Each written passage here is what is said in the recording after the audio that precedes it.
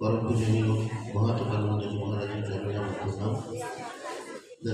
आश्रमेर अध्यक्ष महाराज परम पूजनीय श्रुतिसारानंद जी महाराजेর চরণে প্রণাম। এছাড়াও মঠবাসী সকল সন্ন্যাসী ব্রহ্মচারী মহারাজদের চরণে প্রণাম।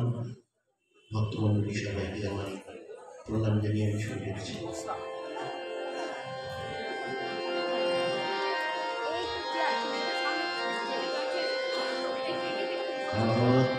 वीर्य ब्रह्मतेज मूर्ति धरिया गगने पवने उठिल रे गगने पवने उठिल रे मा हई ओंकार ब्रह्मतेज मूर्ति धरिया गगने पवने उठिल रे गगने पवने उठिल रे मावै ओंकार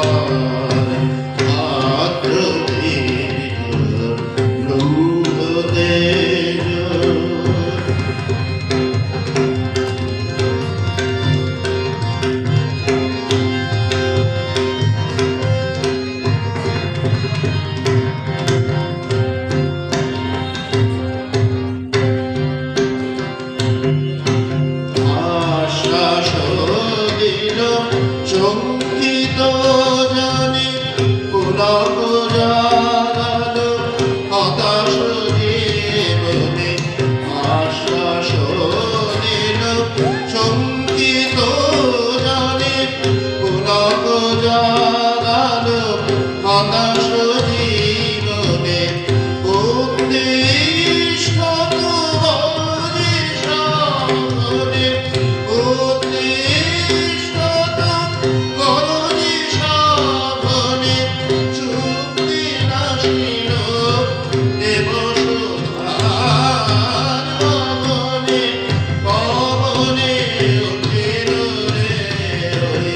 তোমারি সামনে উঠে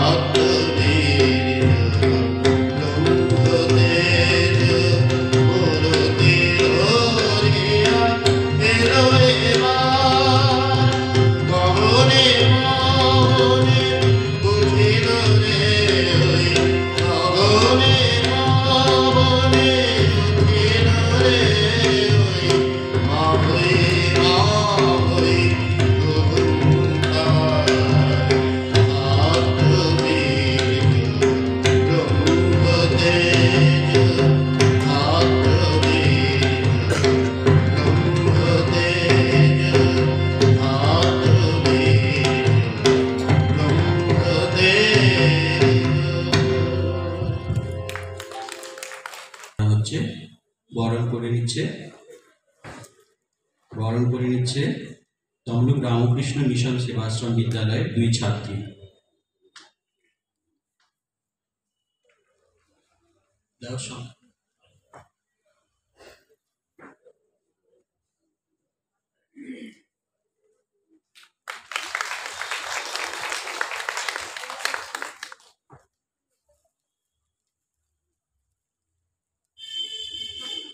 মঞ্চে উপস্থিত রয়েছেন তমলুক রামকৃষ্ণ মঠ এবং রামকৃষ্ণ মিশন সেবাশ্রমের অধ্যক্ষ মহারাজ, পূজনীয় শ্রীমৎ স্বামী শ্রুতিসারানন্দজি মহারাজ।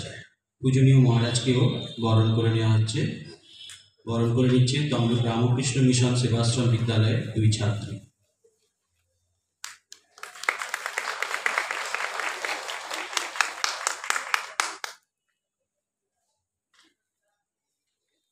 পূজনীয় স্বামী মহাতাপানন্দজি মহারাজকে রামকৃষ্ণ মঠ তমলুকের পক্ষ থেকে একটি স্মারক উপহার তুলে দেওয়া হচ্ছে। স্মারক উপহার তুলে দিচ্ছেন মঠাধ্যক্ষ পূজনীয় স্বামী শ্রুতিসারানন্দজি মহারাজ।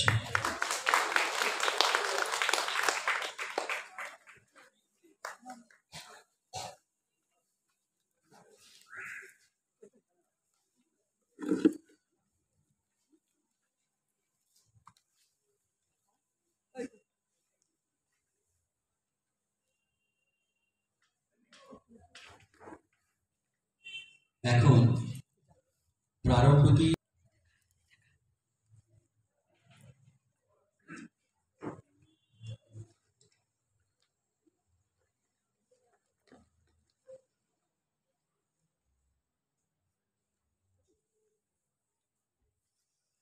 ओम जननी शारदा देवी रामकृष्णं जगद्गुरु पादपद्मे तव श्रुत्वा प्रणमामि जगद्गुरुं। नमः श्री यतिराजाय विवेकानन्दसूरये सच्चित् सुखस्वरूपाय स्वामिने तपोहारिणे।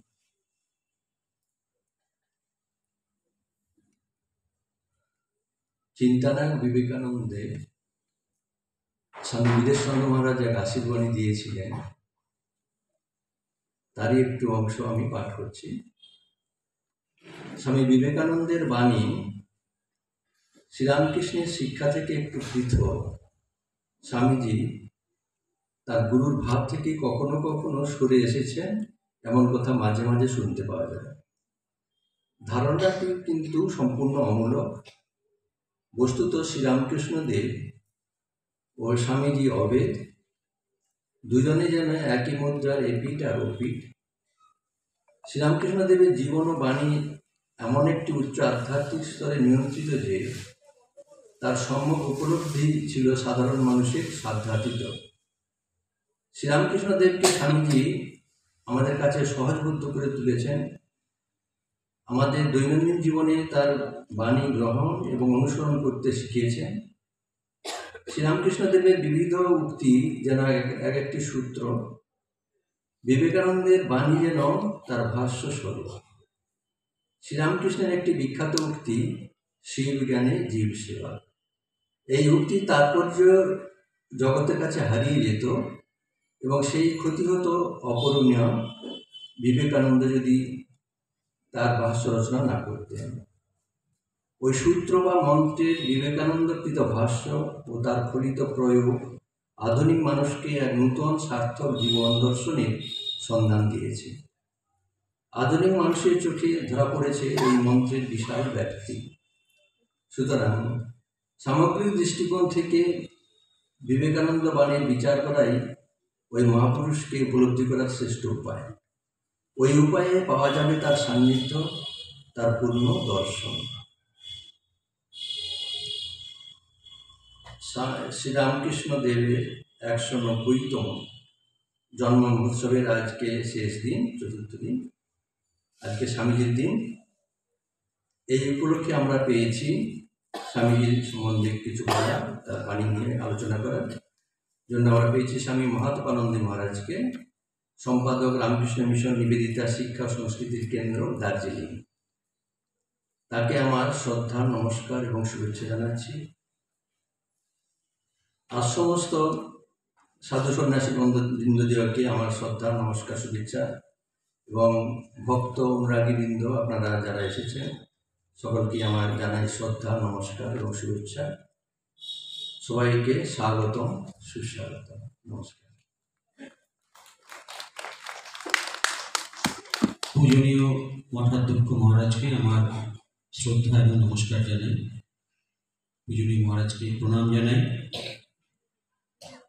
পূজনীয় মহারাজ বললেন আজকে স্বামীজির দিন, স্বামী বিবেকানন্দ স্মারক সন্ধ্যা, এবং আপনারা জানেন মঞ্চে উপস্থিত রয়েছেন পূজনীয় স্বামী মহাতাপানন্দজি মহারাজ। পূজনীয় মহারাজ বহুদিন এই সেন্টারে ছিলেন, আমাদের সঙ্গে খুবই তিনি পরিচিত। পূজনীয় মহারাজ এখন স্বামীজির উপরে আলোচনা করবেন। স্বামীজির একটি বিখ্যাত উক্তি রয়েছে, পুরুষত্বই আমার নতুন বার্তা। এই বিষয়ের উপরে বক্তব্য রাখবেন পরম পূজনীয় শ্রীমৎ স্বামী মহাতাপানন্দজি মহারাজ, সম্পাদক রামকৃষ্ণ মিশন নিবেদিতা শিক্ষা ও সাংস্কৃতিক কেন্দ্র।